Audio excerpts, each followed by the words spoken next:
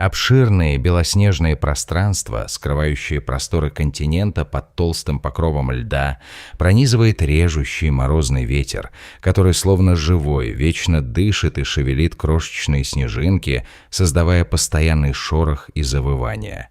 Вокруг мертвые, лишенные растительности пейзажи, где горизонт теряется в белой пустоте и все кажется статичным, но таящим в себе силу. На этом фоне ученым начинают поступать странные, жуткие радиосигналы, источники которых, кажется, находятся не над поверхностью, а будто бы приходят изнутри самой Земли, из-под толстого ледяного панциря. Эти необычные радиопульсы фиксируются в разных точках Антарктиды и порождают много вопросов и беспокойства у исследователей. Откуда они возникают, что их порождает и можно ли объяснить их обычными процессами, уже известными в физике и геофизике. Судя по всему, ни одна существующая модель пока не дает простого и удовлетворительного ответа на этот удивительный феномен. Дело в том, что ученые ведут эксперимент под названием АНИТА, что является аббревиатурой от Антарктика, импульсивная транзитная антенна, антарктическая импульсная переходная антенна. Это необычная установка. На большом количестве гигантских научных шаров или аэростатов закреплены чувствительные радиоприемные антенны и другие датчики, и затем эти аппараты поднимают в стратосферу, чтобы они буквально парили над Южным полюсом на большом удалении от любых наземных источников помех. Вся система была создана для поиска и регистрации чрезвычайно высокоэнергетических нейтрино, частиц, которые практически не взаимодействуют с веществом, но при определенных условиях дают распознаваемые сигнатуры. Концепция проста. Если высокоэнергетическое нейтрино врежется в плотную структуру льда, то это взаимодействие порождает короткий, но интенсивный радиовсплеск, который может быть зафиксирован с высоты полета аэростата нейтрино. Это крошечные, почти безмассовые элементарные частицы, у которых нет электрического заряда, поэтому они практически не взаимодействуют с электромагнитным полем. По сути, они вездесущие. Миллиарды нейтрино пролетают сквозь ваше тело каждую секунду. При этом вы совершенно этого не замечаете. Они образуются в самых разных астрофизических процессах. Солнце непрерывно производит нейтрино в результате термоядерных реакций, в которых водород превращается в гелий. Взрывающиеся звезды, суперновые, посылают огромные всплески нейтрино при коллапсе и последующем взрыве. Космические лучи высокой энергии, врезаясь в атмосферу Земли, порождают каскады частиц, в числе которых появляются новые нейтрино. Кроме того, внутри Земли происходят радиоактивные распады, которые также являются источником определенных потоков нейтрино. Таким образом, нейтрино приходят отовсюду, и изучение их свойств позволяет заглянуть в самые разные физические процессы во Вселенной и в недрах планеты. Самые древние нейтрино – те, которые сформировались уже в ранней Вселенной, возможно, практически с эпохи Большого Взрыва, пролетают сквозь пространство и время миллиарды лет и носят в себе уникальную информацию о самых ранних фазах космической истории. Но, будучи практически не взаимодействующими, они оказываются практически невидимыми для традиционных детекторов. Поэтому их регистрация требует крайне чувствительных и масштабных экспериментов. Именно поэтому создаются подобные АНИТА-установки, чтобы поймать хотя бы единичные события, позволяющие подтвердить редкие явления. И вот как раз в один из тех дней, когда казалось, что все идет по плану, появился набор событий, который полностью выбился из ожидаемой картины и привнес элемент непредсказуемости в работу команды. Обычная механика регистрации такова. Радиоволны, возникающие при взаимодействии нейтрино со льдом, обычно отражаются от поверхности и направляются вверх, куда и смотрят антенны ионита. Это позволяет с высокой вероятностью отделять подобные сенсоры от наземного фонового шума, ведь сигнал идет снизу вверх, прямо к антеннам. При этом геометрия распространения и ожидаемая поляризация сигнала хорошо известны и воспроизводимы в моделях. Цель эксперимента – отыскать эти редкие всплески и по ним восстановить направление, энергию первичного нейтрино, что в свою очередь дает информацию о далеких астрофизических источниках, таких как сверхновые, активные ядра галактик и другие высокоэнергетические процессы, происходящие на громадных расстояниях. Однако затем произошло нечто по-настоящему странное и непредвиденное. При обработке данных детекторы зарегистрировали радиоволны, которые никак не соответствовали поведению отраженных сигналов от льда визуально. И по параметрам они выглядели так, будто исходят не сверху, а как будто приходят с нижней стороны горизонта, то есть из-подо льда, будто бы из недр Земли. Это в рамках привычных законов физики казалось невозможным. Сигнал не может пройти вверх через тысячи километров сплошной породы и льда и при этом остаться ничуть не ослабленным настолько, чтобы быть зафиксированным детектором. Камень и лед, пройдя через которые должен был бы сигнал, поглотили бы его почти полностью. Одна из исследовательниц, Стефани Визел из Пенсильванского университета, подчеркнула, что входные углы приходящих радиоволн оценивались как чрезвычайно крутые, примерно на 30 градусов ниже горизонтали, то есть с направления, которое по всем понятиям должно было находиться под поверхностью и требовало бы прохождения через внушительные толщины твердой породы. Команда ионита тщательно просчитала все возможные модели и сценарии, опробовала разные предположения о путях распространения и возможных рефракционных эффектах, но их вычисления не дали однозначного, естественного объяснения тому, что было зарегистрировано. Если бы сигнал действительно прошел через огромную толщу горных пород, то теория и эксперимент предсказывают значительное поглощение и рассеяние энергии, что не согласуется с наблюдаемыми характеристиками. Это породило глубокую головоломку. Либо мы упустили в моделях какой-то важный механизм распространения сигналов мотонета в сложной среде, либо источник и природа сигналов являются чем-то новым и непривычным для современной науки. Команда официально признала, что на текущем этапе у них нет уверенности в том, что именно было зафиксировано, но одно было ясно. С большой долей вероятности эти события не являются стандартными нейтрино, как это принято понимать в существующих теоретических рамках.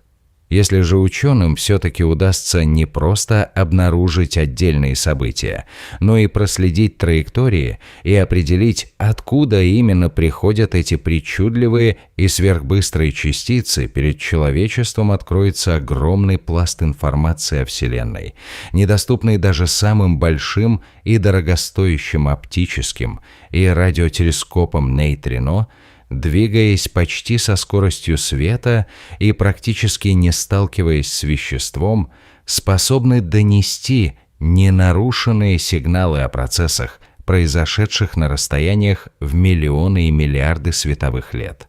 Это значит, что один зарегистрированный чистый сигнал может содержать в себе подробности о катастрофических взрывах звезд, об активности в ядрах далеких галактик, о свойствах космических лучей и о многом другом, что иначе осталось бы скрытым. Именно поэтому ученые по всему миру вкладывают силы в создание максимально чувствительных детекторов. Каждый крошечный импульс может оказаться ключом к целому сундуку знаний. Даже минимальные отклонения в профиле сигнала, его поляризации или или распределении во времени могут свидетельствовать о фундаментальных аспектах физики, которых пока еще нет в учебниках. Для исследователей каждое такое событие – это потенциальный прорыв, и потому проекты вроде «Анита» вызывают неподдельный интерес сообщества. В связи с этим по всему миру проектируются и возводятся установки для улавливания редких нейтрино как в Антарктиде, так и в других местах, таких как высокогорные районы Южной Америки, где также минимален фоновый шум и создаются благоприятные условия для регистрации «Анита». Один из таких инструментов и выбор Антарктиды в качестве площадки не случайен. Там практически отсутствуют города, промышленность и транспорт, то есть минимально внешних помех радиоприему. Белоснежная поверхность создает предсказуемую геометрию отражения, а большие пространства льда служат гигантским объемом мишени для взаимодействий.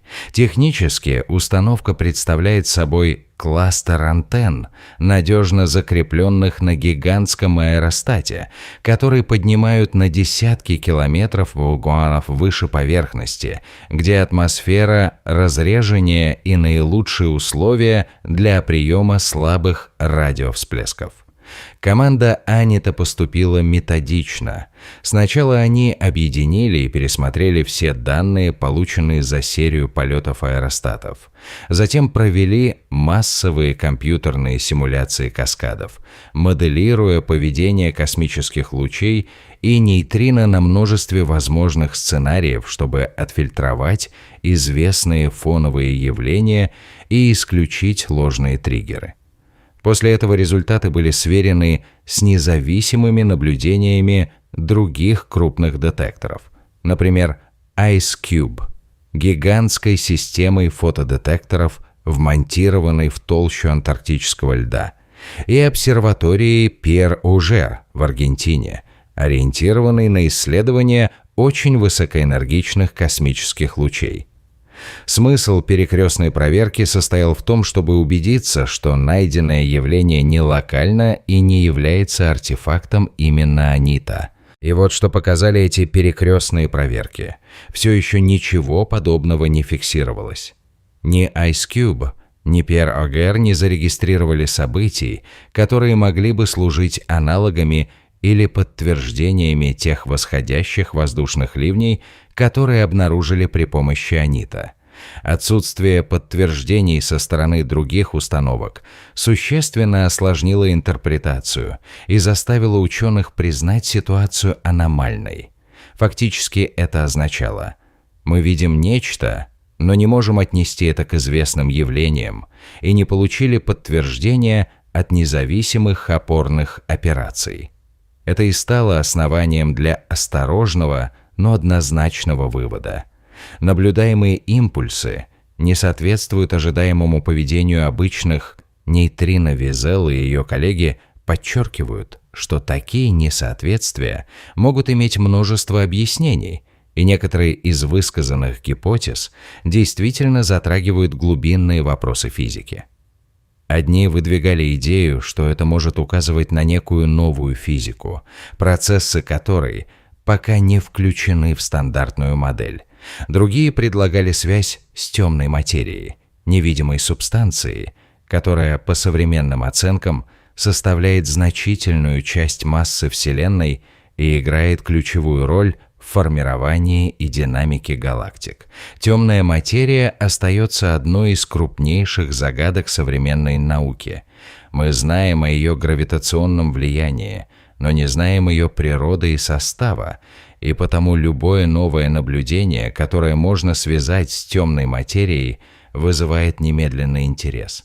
Если бы аномалии «Анита» имели отношение к темной материи, это означало бы прорыв мирового масштаба. Однако отсутствие аналогичных сигналов в других детекторах существенно сокращает спектр правдоподобных объяснений и заставляет искать более тонкие интерпретации или новые идеи. Это также подчеркивает необходимость дополнительных наблюдений и разработки более чувствительных инструментов. Университет штата Пенсильвания и другие участники проекта уже имеют многолетний опыт построения нейтринных детекторов и анализа тончайших сигналов. На основе накопленного опыта они проектируют следующий шаг в виде усовершенствованного аппарата. Команда работает над новым инструментом под названием PUEO. Портативный неуправляемый эксперимент для наблюдений, название в тексте упомянуто с вариациями, который должен стать более крупным, более чувствительным и лучше приспособленным для улавливания тех наиболее редких и слабых сигналов, которые могли бы пролить свет на природу аномалий.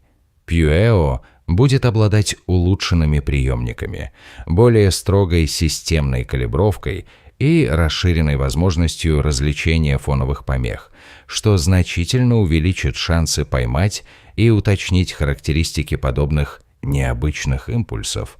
Команда надеется, что с приходом нового оборудования удастся собрать статистику и, возможно, получить независимые подтверждения или опровержения текущих загадок. Пока что это остается одной из тех долгоживущих космических и физических загадок, которые не дают покоя исследователям ночами. Однако коллектив сохраняет оптимизм и настойчивость научного поиска. Если PUEO или аналогичные расширенные проекты зафиксируют повторяемость аномалий и предоставят дополнительные данные, это откроет путь к решительному выяснению природы явления. Будь то неизвестный геофизический процесс, новая категория частиц, связь с темной материей или даже нечто столь же неожиданное. Наука продвигается через такие попытки и через терпеливое сопоставление данных, и именно так из туманных загадок рождаются новые знания. На этом все на сегодня.